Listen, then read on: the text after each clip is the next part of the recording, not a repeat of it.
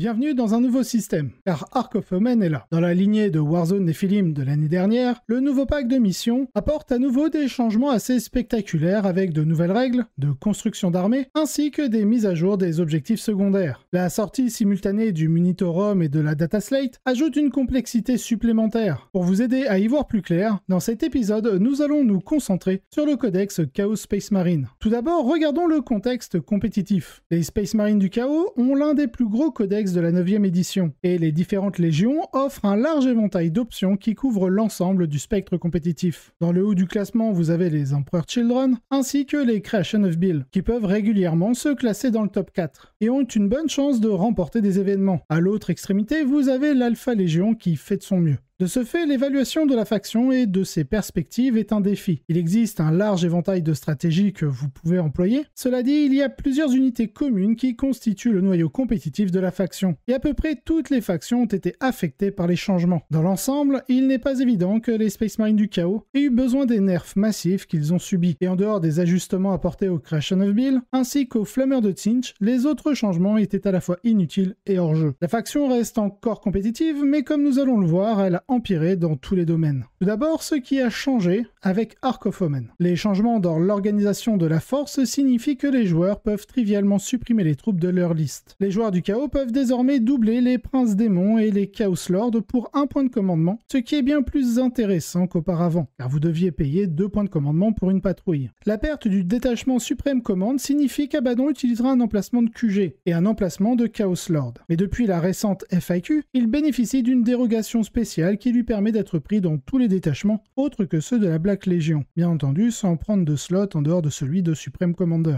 Les modifications apportées aux règles d'alliance empêchent de prendre plus d'une patrouille de démons du chaos. Prendre un détachement allié coûte désormais 0 point de commandement, ce qui rend beaucoup moins pénible le fait d'emmener des démons du chaos ou des chevaliers du chaos avec soi. Les réserves stratégies ne coûtent pas de points de commandement. Vous pouvez inclure un seigneur de guerre dans votre détachement, ce qui signifie que vous pouvez désormais facilement aligner un seul Lord of Skull ou Khitan avec des traits de légion. Regardons maintenant les secondaires génériques. Nous avons Assassination, Grind Them Down et Behind Enemy Line qui accordent désormais un bonus de points de commandement pour l'accomplissement du secondaire avec une unité de troupes. Ce qui est une nouvelle fantastique pour les Noise Marines dans les armées d'Emperor Children, mais moins bonne pour les cultistes. Nous avons Interrogation Psychique qui a augmenté sa valeur de charge warp d'1 point, le passant à 5. De plus, le psycheur qui interroge doit être visible depuis le personnage de l'adversaire, ce qui rend le jeu un peu plus difficile à obtenir. Behind Enemy Line rapporte désormais 3 points de victoire pour une unité, et engagé sur tous les fronts n'a plus de restrictions concernant le centre du champ de bataille, et marque maintenant les 4 quarts de table si une unité est à plus de 3 pouces d'un autre quart de table. Autrefois c'était 6 pouces, donc on a quand même une légère amélioration. Du côté des secondaires Space Marine du Chaos, du côté de l'Alpha Légion, l'action se termine maintenant à la fin du tour, ce qui en fait soudainement un secondaire très utile et difficile à stopper. Pour la Black Légion, l'action se termine maintenant à la fin du tour, ce qui en fait également un secondaire qui vaut la peine d'être regardé. Du côté des Emperor Children, vous marquez maintenant des points pour tout ce qui est détruit par des unités Emperor Children, ce qui fait que c'est un bon choix pour la Légion. Chez les Iron Warriors, le secondaire s'est amélioré, mais il reste assez nul. Du côté des Red Corsair, l'action se termine à la fin de votre tour, ce qui fait que maintenant, il est bien plus facile à réaliser, et donc améliorera votre score. Pour les Night Lords, World Bearer et Creation of Bill, ces secondaires n'ont pas changé. Du côté des World Eaters, ces secondaires semblent être alignés sur leur codex, et par conséquent, seuls 2 sont réellement jouables. Cela dit, ce que nous avons n'est pas si mauvais. Regardons maintenant du côté de la balance Data Slate. Les Aérodines commencent désormais la partie en réserve et ne peuvent pas larguer de bombes le tour où ils quittent ou arrivent du champ de bataille. Vous ne preniez déjà pas de Heldrake, qui était le genre d'unité qui voulait commencer sur la table, mais maintenant vous ne les prendrez définitivement plus. Le bon côté des choses est que les Harpies et les Sunshark Bombers sont moins efficaces qu'ils ne l'étaient. L'armure du mépris, comme beaucoup d'armées Space Marine, a été supprimée dans toutes les instances. C'est extrêmement mauvais pour la faction, qui a été relancée avec ses avantages déjà en place. Cette perte affecte considérablement les Space Marines du Chaos et rend certaines des unités les plus durables beaucoup plus vulnérables au tir. L'Astra Militarum n'ignore plus les modificateurs d'armes de tir indirect, et ça n'a pas beaucoup d'importance quand les Kasserkins vous bombardent de blessures mortelles. Les Arlequins et les Tyrannides ont reçu des nerfs qui les rendent plus faciles à gérer. Pour ce qui est des Space Marines et de l'Adeptus Mechanicus, ils ont reçu des buffs majeurs qui qui les rendent beaucoup plus difficiles à gérer. Quant aux Space Marines du chaos, les créations de build ne se battent désormais qu'en cas de mort sur un 4+, ce qui les rend moins cauchemardesques à combattre. De tous les changements apportés aux Space Marines du chaos, c'est le seul ajustement nécessaire. Ils étaient un peu trop exagérés et devaient être ramenés à quelque chose qui était encore très bon, mais pas fou. Regardons maintenant, ce sont les modifications en points. Pour Abaddon, on a une augmentation de 50 points, la marque de Slaanesh prend 5 points, je veux dire que maintenant elle en vaut 20. Les Terminateurs du Chaos ont pris 3 points par figurine, les Plague Marines sont passés à 19 points par figurine, donc une réduction de 2 points. Les Defilers et les tanks obtiennent des options d'équipement gratuites. Toutes les options d'équipement sur les légionnaires sont elles aussi devenues gratuites, à l'exception du Bellfire Tome, ce qui signifie que vous pouvez équiper librement vos troupes de base.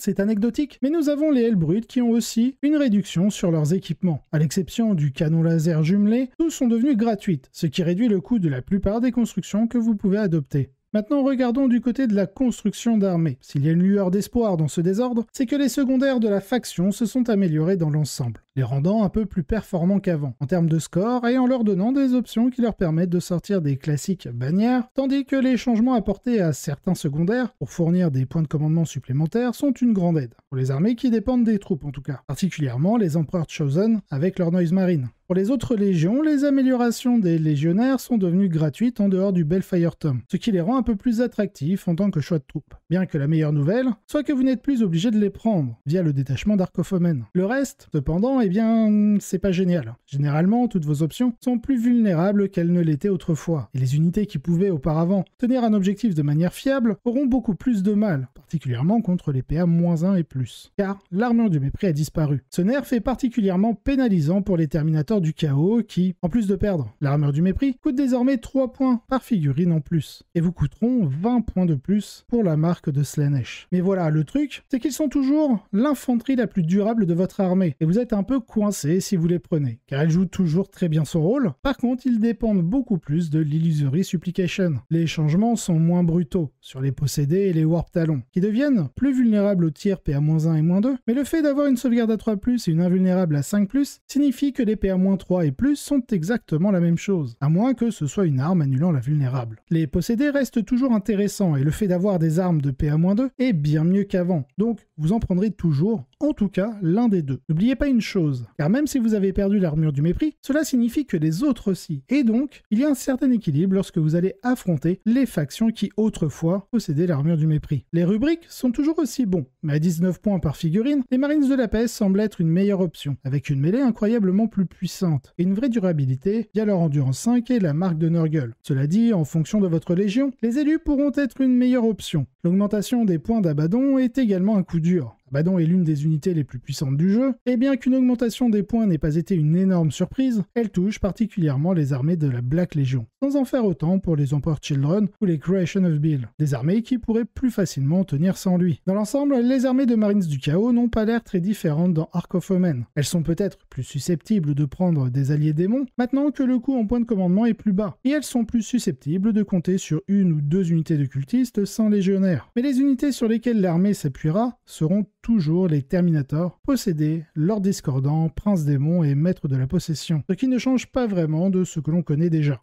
Ensuite, regardons les match-up. Les appariements pour les Space Marines du Chaos ont pas mal changé, et les seuls qui se sont améliorés sont ceux contre les armées qui ont été nerfs par la mise à jour. Cela dit, si ce n'est pas si désespéré, c'était une faction puissante. Et bien qu'ils ne soient pas de premier ordre, ils ne sont pas non plus dans les bas-fonds. Regardons le côté positif. Affronter les Tyrannides et les Arlequins est beaucoup plus facile. Les deux armées ont subi des nerfs massifs, et aucune n'est mieux lotie qu'avant. L'inconvénient, c'est que je ne pense pas que vous verrez autant de ces armées qu'auparavant. Regardons le côté négatif. Presque tous les autres matchs se sont détériorés, même contre les armées qui autrefois possédaient l'armure du mépris. Les armes de tir ont beaucoup plus de facilité à éliminer les Space Marines du Chaos. Les armées d'Orc et d'Adeptus Mechanicus représentent toutes deux des problèmes similaires, mais différents que l'armée doit affronter avec moins de ressources. Car entre vos augmentations en points et la diminution des autres factions, l'écart se creuse de plus en plus. Sans parler de l'Astra Militarum est probablement le plus gros problème, car il combine des tirs incroyablement dangereux avec la capacité de faire écran, et de quoi contrer les mêlées désagréables. S'ils prennent des mortiers, ils peuvent détruire facilement vos cultistes sur des objectifs, et vous obliger à tenir ces objectifs avec des unités plus importantes, ce qui pourrait vous orienter à la place des cultistes vers des légionnaires.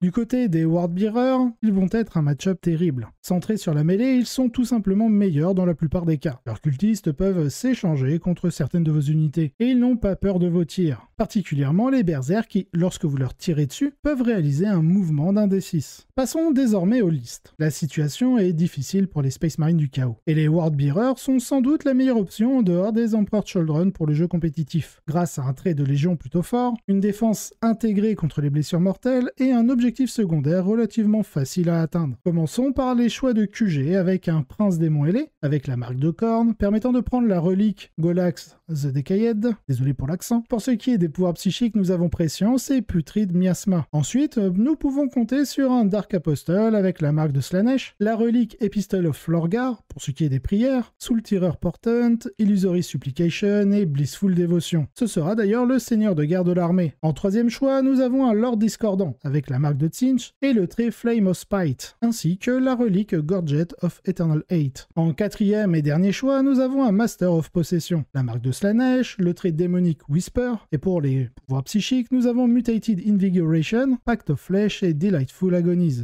Oui, avec autant de capacités regroupées en 4 personnages, cela surcharge assez l'écran, comme vous pouvez le constater. Du côté des troupes, nous avons une unité de 10 cultistes. En élite, une unité de 10 Terminators du Chaos avec la marque de Slaanesh, le champion a la relique Black Rune of Damnation. L'unité est équipée de 10 combi-bolters, 2 points tronçonneurs, 2 accursed weapons et 6 gantelets énergétiques. Ensuite, nous avons un Master of Execution avec ses équipements standards et 2 unités de 5 possédés. En attaque rapide, une unité d'un Chaos Spawn et d'un Venom Crawler. À cela, on rajoute une patrouille de démons de Tzinch. En QG, un prince démon ailé, avec les pouvoirs psychiques Bolt of Change et Infernal Flame. Ensuite, nous avons une troupe de 10 horreurs bleues, et en élite, 2 unités de flammeurs, une unité de 5 et l'autre de 3. Cette liste utilise toujours des flammeurs de Tzinch. Après le nerf, il n'est pas difficile de comprendre pourquoi. L'unité a toujours de la valeur même si elle a besoin de toucher. Étant une unité rapide et durable avec son invulnérable 3+, contre le tir, elle aura toujours un grand volume de tir tout en bénéficiant des buffs du prince démon. Du côté de la létalité, la liste utilise 2 unités de possédés et un bloc de 10 Terminators avec marque de Tzinch et la Black Rune. Tout cela prêt à recevoir Delightful Agonies et l'Illusory Supplication, et sûrement d'être soigné par le Pact of Flesh. Les Terminators coûtent plus cher et meurent un peu plus facilement entre guillemets, mais ils restent une unité difficile à gérer. Et si vous les attaquez, essayez de ne pas vous rater, car sinon vous allez le payer très cher. Il y a aussi le Gorget of Eternal Hate sur le Lord Discordant, et la Golax sur le Prince Démon. La liste joue des héros à meurs assez forts, en tirant tout ce qu'elle peut des emplacements de QG, dont elle dispose. Cela signifie qu'elle a beaucoup d'unités puissantes à lancer sur l'ennemi et beaucoup de mobilité avec les flammeurs. Nous avons toujours les Creation of Bile qui sont également toujours utilisés, car l'augmentation du mouvement et de la force, couplée à un stratagème d'Advanced Charge, cela reste une combinaison très puissante. En QG, nous avons un Prince Démon ailé avec la marque de Nurgle, la relique Golax the Decayed, et en trait de seigneur de guerre, Twisted Régénération. Pour ce qui est du pouvoir psychique, nous avons Death Ex. Et bien entendu, ce sera le seigneur de guerre de l'armée. En second choix, nous avons un Lord Discordant, sans marque du chaos, pour la relique Uloka the Black. Il a le trait de seigneur de guerre, Flame of Spite. En dernier choix, nous avons le Master of Possession avec les pouvoirs Mutated Invigoration et Pact of Flesh. Du côté des troupes, une unité de 10 cultistes. En élite, nous avons une unité de 5 Chosen avec la relique The Black Mass sur le champion, et 3 unités de possédés, une unité de 10 avec la relique Black Rune of Damnation, et les 2 autres unités de 5 figurines. Ensuite, en attaque rapide, nous avons une unité de 5 Raptor et 2 Venom Crawler. Nous avons encore une patrouille de démons, cette fois-ci sans allégeance. En QG, Scarbrand, et en troupe, une unité de 10 Horreurs Roses. La partie la plus intrigante et la plus remarquable de cette liste est l'inclusion de Scarbrand, qui aide à atténuer la nature Glass Cannon des Creation of Bile, en protégeant ses menaces de mêlée avec une aura qui empêche de battre en retraite, permettant à des unités comme les possédés de s'engager sans avoir de chance de s'échapper. La vitesse n'est pas en reste avec le soutien des Venom Crawlers et d'une unité de Raptor, qui peuvent effectuer des actions telles que les data, ou simplement être une unité idéale pour marquer des points sur engagés sur tous les fronts ou derrière les lignes ennemies. Globalement, la situation générale du codex des Space Marines du Chaos s'est améliorée, en tout cas pour les légions qui étaient un peu en dessous, tout en diminuant l'importance des Emperor Children et Creation of Bile. bien que ces deux légions restent parmi les meilleures. Avec la disparition de l'armure du mépris, certaines des unités les plus résilientes sont plus faciles à détruire qu'autrefois, bien que les Terminators restent une véritable enclume lorsqu'elles profitent des bonnes améliorations. La gratuité de certaines options d'équipement ouvre la voie vers l'expérimentation de nouvelles unités, comme les Légionnaires ou les Plague Marines. Mais le plus impactant reste la possibilité d'intégrer une patrouille de démons du chaos, sans coût supplémentaire en point de commandement, ce qui est une aubaine pour les légions délaissées. Peut-être que cela ouvrira de nouveaux archétypes à l'avenir. J'espère que vous avez apprécié cet épisode. Si c'est le cas, n'hésitez pas à vous abonner, partager et liker la vidéo. Cela aide énormément la chaîne. Et dans tous les cas, je vous souhaite un excellent wargame.